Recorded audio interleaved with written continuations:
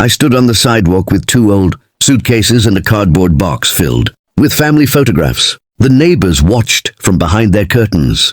No one came outside. No one asked if I was okay. The only sound I could hear was the front door closing behind the new owners. For the first time in my life, I had nowhere to go.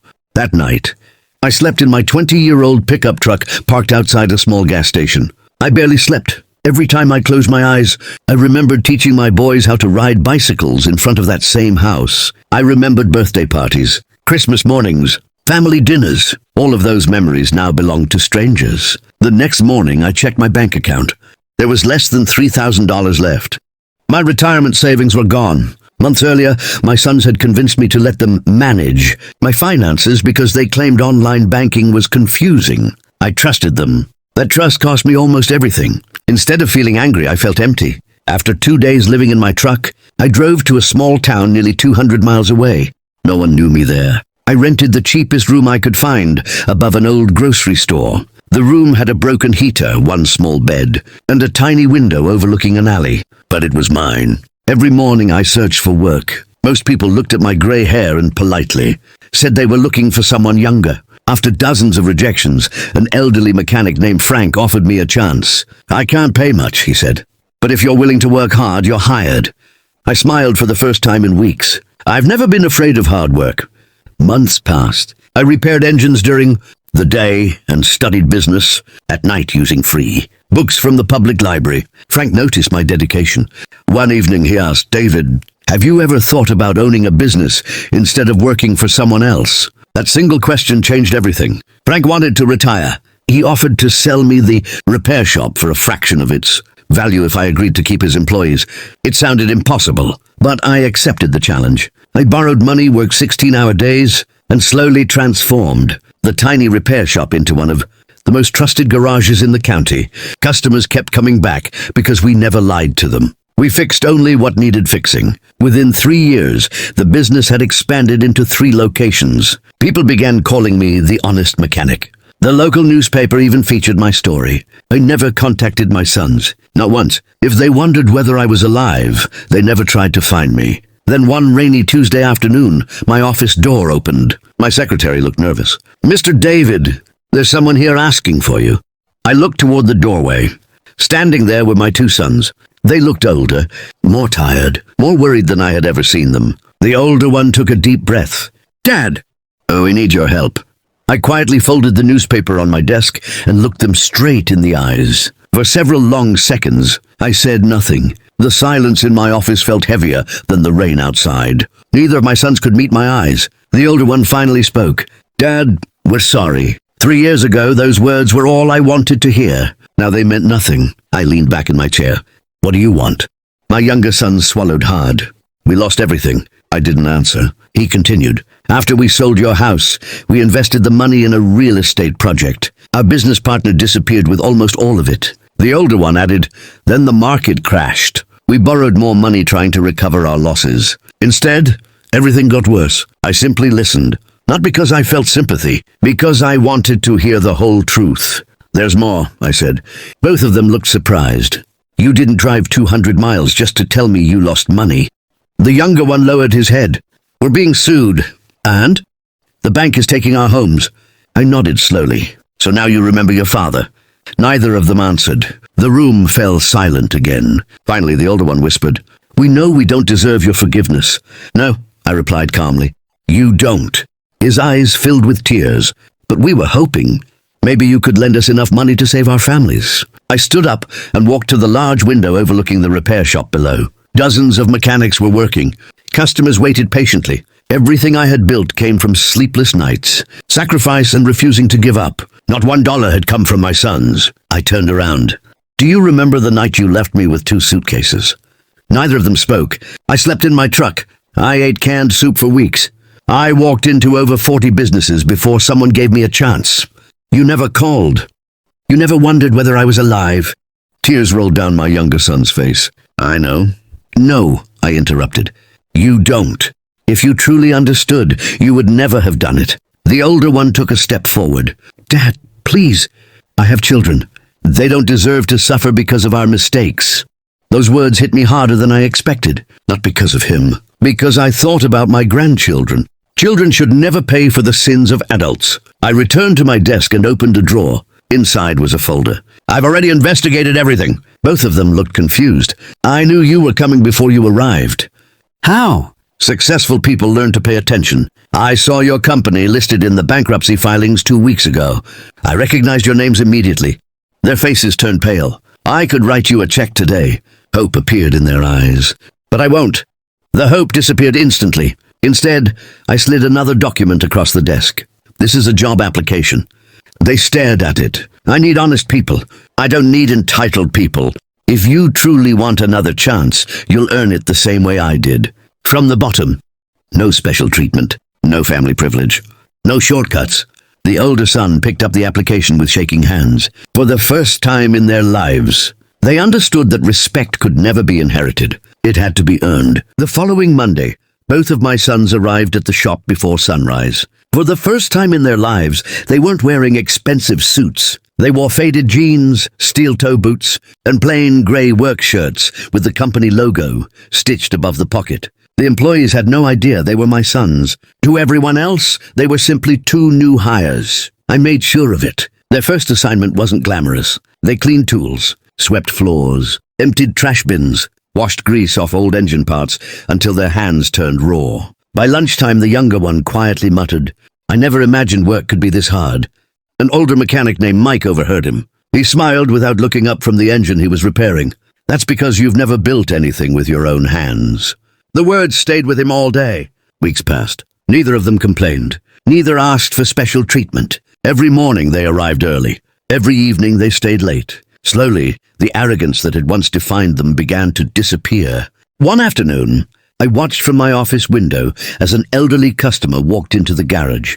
She looked worried. Her old sedan had broken down, and she feared she couldn't afford the repairs. The younger son inspected the vehicle. After a few minutes, he walked into my office. "Dad, I mean Mr. David." "What is it?" "The repair only costs $40. But she thinks it'll cost hundreds." I nodded. "And?" "We should only charge her what's fair." "For the first time in years," I smiled. Not because he had impressed me, because he had finally learned something money could never buy: integrity. Months later, business continued to grow. One evening, after everyone had gone home, the older son knocked on my office door. "I don't want your money anymore." I looked up from my paperwork. "I came here because I needed a bailout." He paused. "But now I understand something." I remained silent. "The greatest thing you ever tried to give us wasn't your house. It was your character. And we threw that away." His voice cracked. "I'm sorry, not because I lost everything. I'm sorry because I lost you." For a long moment, neither of us spoke. Then I stood, walked around my desk, and placed a hand on his shoulder. "You can't change the past. But every honest choice you make from this day forward writes a different future." A tear rolled down his face.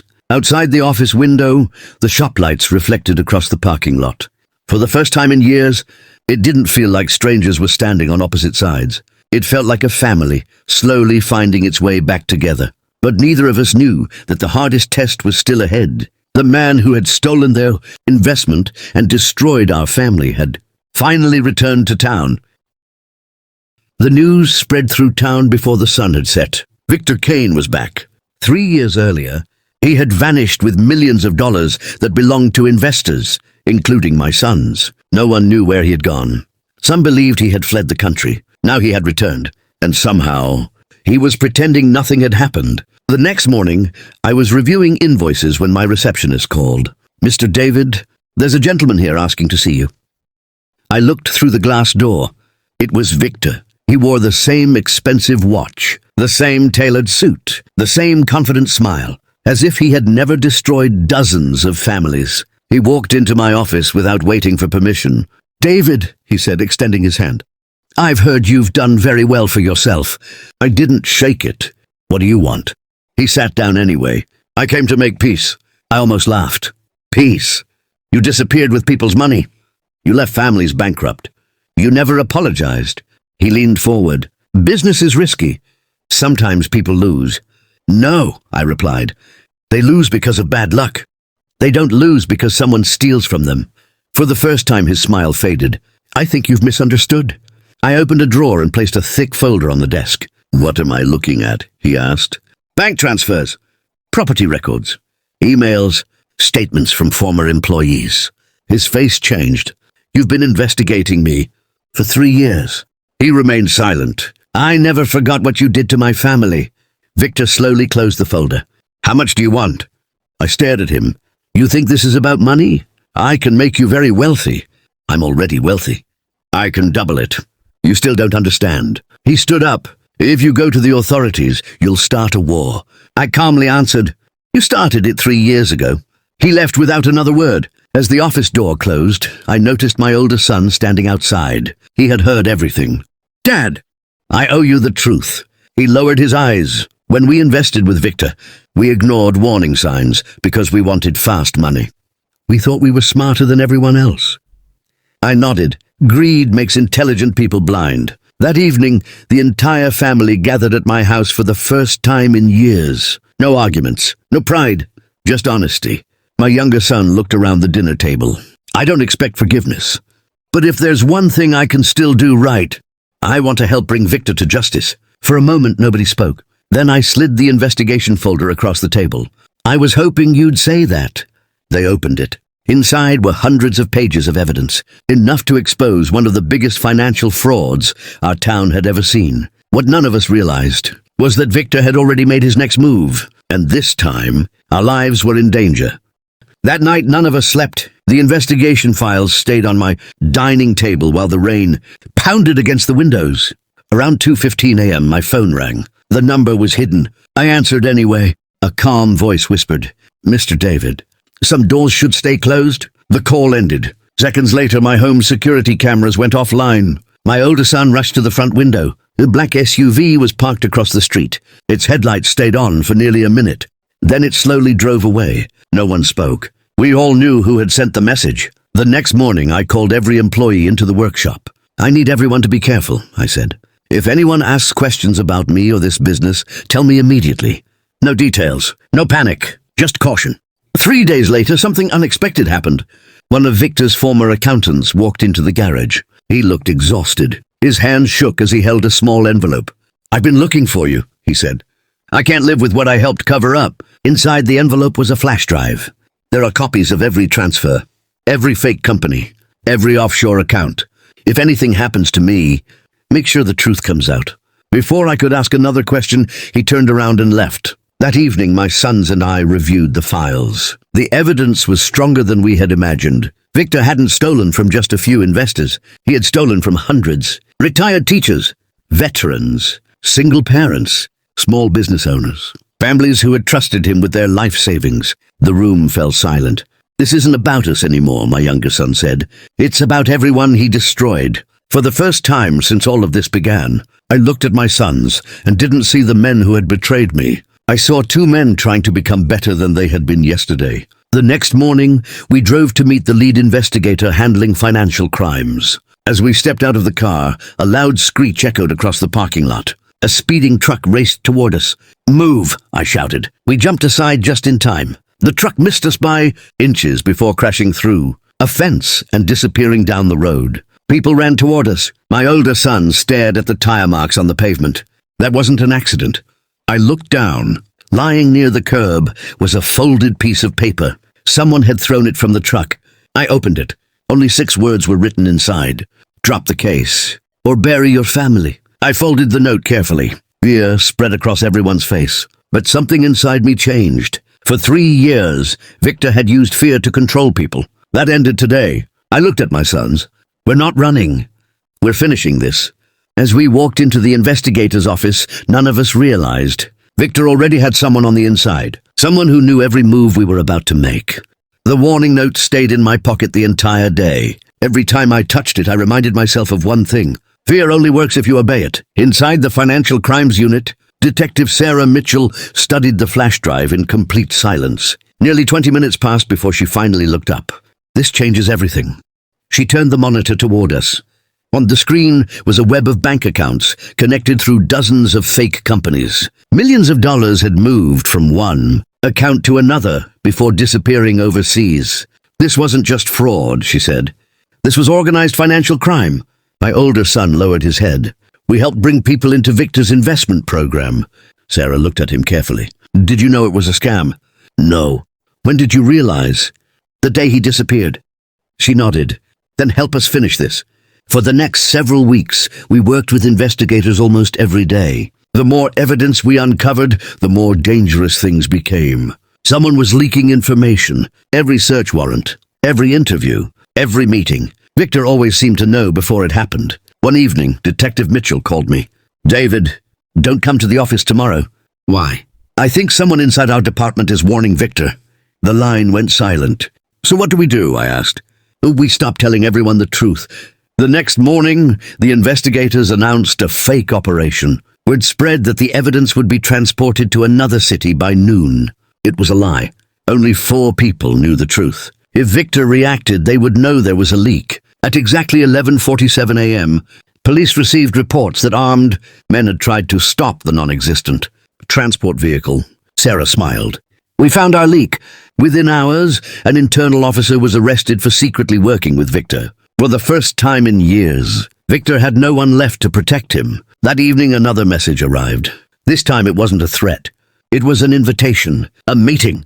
Midnight, at an abandoned warehouse outside town. My younger son immediately said, "It's a trap." I know, I answered. So we're not going? I looked at both of them. Oh, we're going. But we won't be alone. Exactly at midnight, our truck rolled toward the warehouse. The building looked abandoned.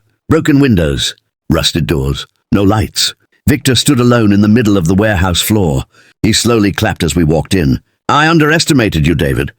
You should have left town 3 years ago. I smiled calmly. You still think this is about revenge? It isn't. It's about justice. Victor laughed. You really believe you can beat me? I glanced toward the ceiling. Tiny red lights blinked in the darkness. Hidden cameras, hidden microphones. Everything he said was being recorded. Outside the warehouse, dozens of police officers waited silently for one signal. Victor had no idea. He had already walked into the trap. He took one slow step forward. But honesty doesn't win. It survives, I replied. Victor laughed. You still don't understand. He reached into his coat. Both of my sons tensed. For a brief second, I thought he was reaching for a weapon. Instead, he pulled out a thick envelope. Inside were property deeds, bank statements, and contracts. I can make all of this disappear, he said. I'll transfer millions into your company's account. You walk away. Your family lives comfortably, and everyone wins. I didn't even look at the papers. You've spent your entire life believing everyone has a price. Victor's smile faded. My price was paid 3 years ago. He frowned. What are you talking about? The day I lost my family. For the first time, Victor had no clever reply. He slowly realized something. I wasn't standing there to become rich. I was standing there because I had nothing left to sell. His voice became colder. If I go down, many powerful people go down with me. I know. They won't let that happen. I quietly pressed the small button hidden inside my watch. Outside the warehouse, Detective Sarah Mitchell received the signal. Within seconds, police vehicles surrounded every exit. Red and blue lights flashed through the broken windows. Victor turned toward the doors. No, he whispered. This wasn't supposed to happen. The warehouse doors burst open. Federal agents! Nobody move! Victor tried to run, but 2 officers tackled him before he reached the back exit. Handcuffs clicked around his wrists. As they led him away, he looked back at me one last time. You think you've won? I answered calmly. No, the people you stole from have. Weeks later, the trial began. Day after day, victims stood before the court. An elderly widow who had lost her retirement. A teacher who had sold her home to invest. A veteran who had trusted Victor with his life's savings. One by one, the truth came out. When it was my son's turn to testify, they admitted every mistake they had made. They accepted responsibility. They asked for nothing, not forgiveness, not sympathy, only the chance to tell the truth.